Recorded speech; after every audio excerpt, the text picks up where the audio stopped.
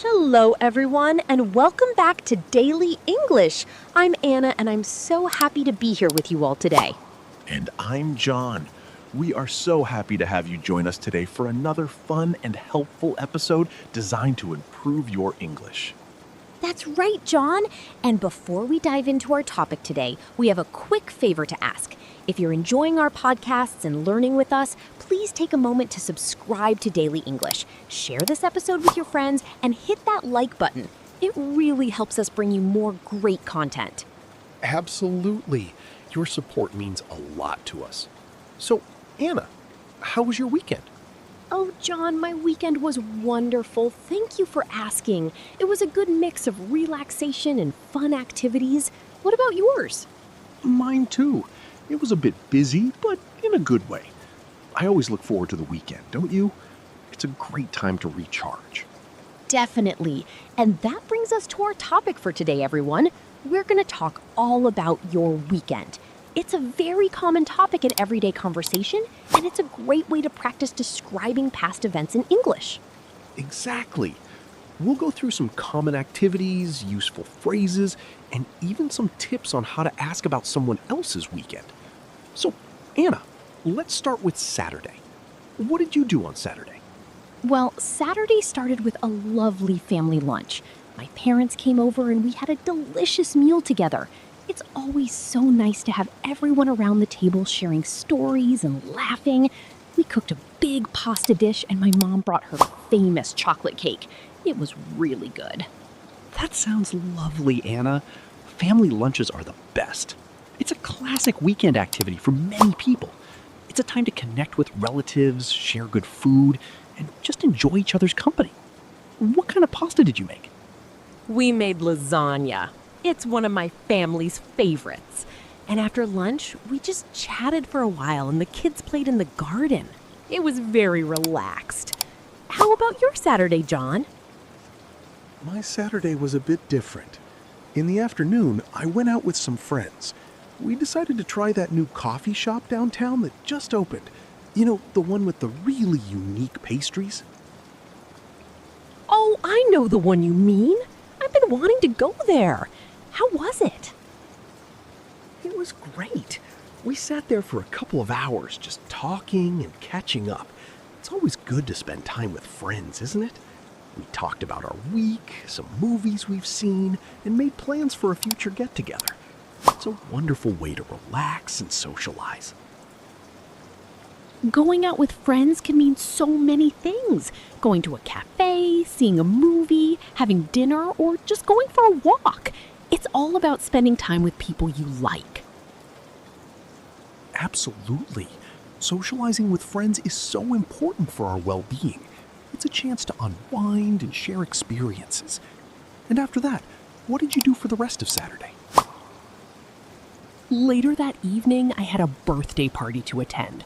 It was for my friend Sarah. She turned 30, so it was a big celebration. There was music, dancing, and a lot of delicious food. I even tried to sing happy birthday really loudly, but I'm not sure if I was in tune. I'm sure you sounded great, Anna. Birthday parties are always so much fun. They bring people together to celebrate someone special. Was it a surprise party? No, it wasn't a surprise, but it was still a lot of fun. Everyone was in a good mood, and it was a great way to end the day. Attending a birthday party is another very common weekend activity. You often get to meet new people and try new foods. How about your Saturday evening, John? My Saturday evening was much quieter after the coffee shop. I decided to have some quality time at home. I watched a movie, made popcorn, and just relaxed on the sofa. It was lovely. Sometimes a calm evening at home is exactly what you need after a busy week. That sounds perfect, John. The simple moments are often the best. It doesn't always have to be a big outing. Exactly. And speaking of calm, let's move on to Sunday. For me, Sunday morning started with going to church. It's something I do every week, and it's a very important part of my routine. I like to go and thank God for life, for my family, for everything good. It helps me feel grateful and ready for the week ahead. That's a beautiful way to start your Sunday, John. Attending church or any place of worship is a significant activity for many people. It's a time for reflection, community, and gratitude. It provides a sense of peace and purpose. What else did you do on Sunday? After church, we had a light lunch, and then I spent some time outdoors. I went to the park for a walk. It was sunny and perfect for being outside. Simple pleasures, you know? I do know. And my Sunday was also quite relaxed. In the morning, I decided to do some chores around the house. Cleaning up a bit, doing laundry, things like that. Not the most exciting, but necessary. Oh, the dreaded chores. But someone has to do them, right? It's part of keeping our lives organized. Then, did you do anything fun? Yes! After the chores, I decided to relax and read a book. I found a quiet spot in my backyard and just enjoyed the peace and quiet. It was a really nice way to unwind and get ready for the new week. Reading a book or just taking some time for yourself is so important. It really is. It's about balance.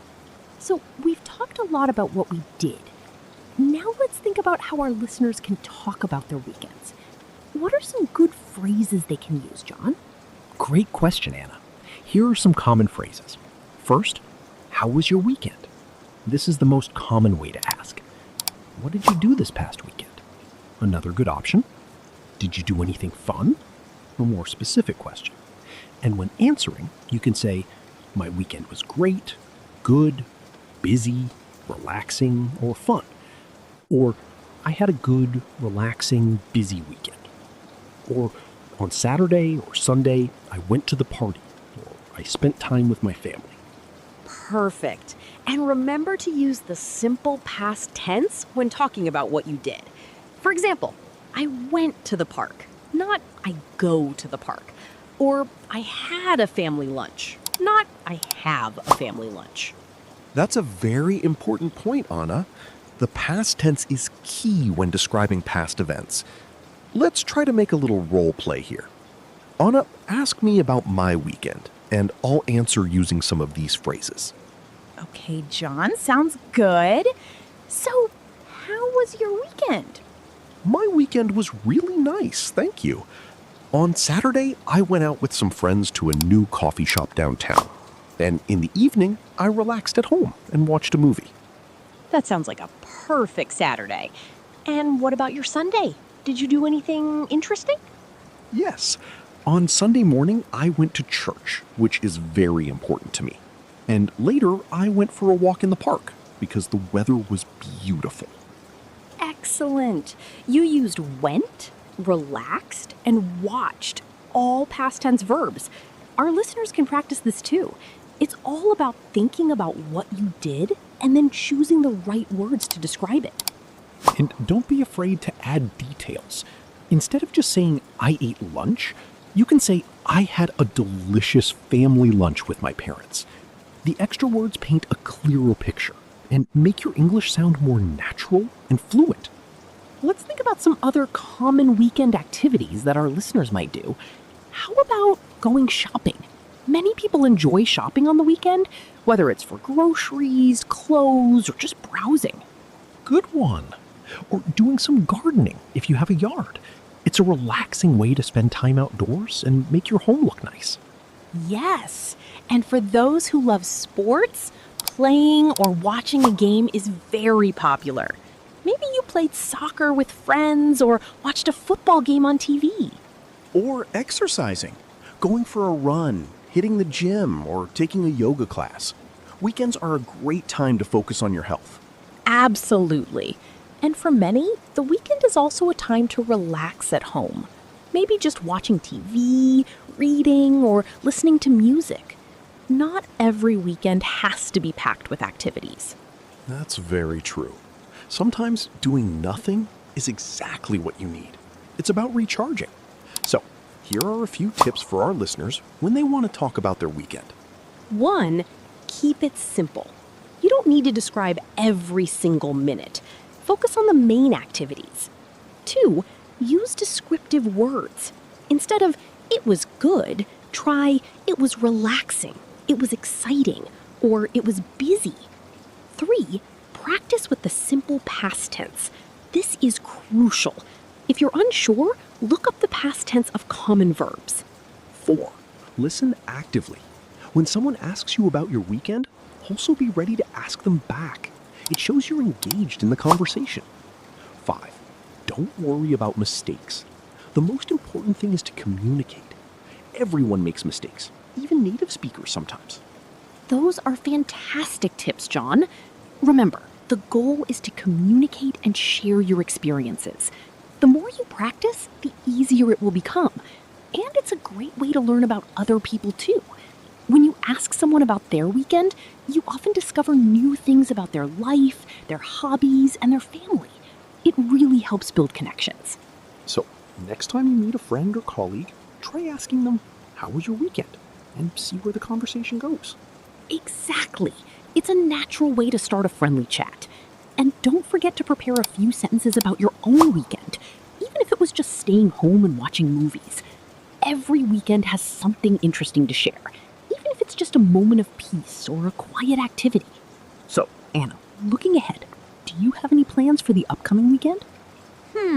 Let me think. I'm hoping to visit a museum I haven't been to yet, and maybe try out a new recipe for dinner on Saturday.